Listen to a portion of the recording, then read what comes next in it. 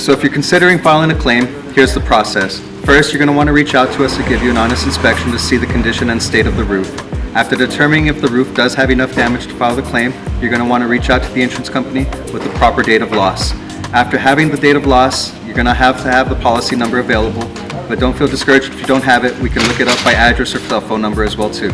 When we're filing the claim, aside from the damage to the roof, we're also going to want to point out to them all the collateral damage, such as the window screens, the gutters, the downspouts, any broken window beading or garage doors that might have been impacted as well too. In doing that, you'll be able to speed up the process, so when the adjuster comes out, he'll already know what to look for.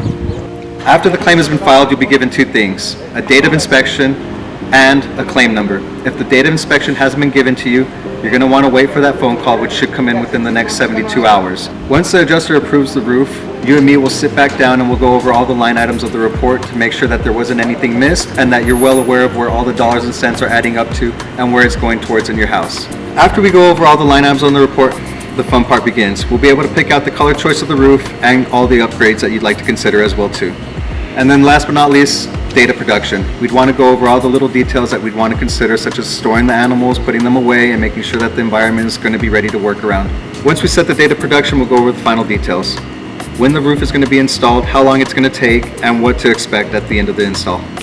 Sometimes homeowners are concerned about filing insurance claims because they're afraid that the rates are going to go up or that they're going to get dropped. Natural occurrences from weather are actually protected from an act of God law that prevents any increased or dropped coverages from use of your insurance. Insurance agents are incentivized not to file claims against their insured. We're here to advocate for you and your property to make sure that everything gets covered under the laws. So that's the process on filing an insurance claim. My name's Luis, I'm with Artisan Roofing Solar, and I'd be happy to help you.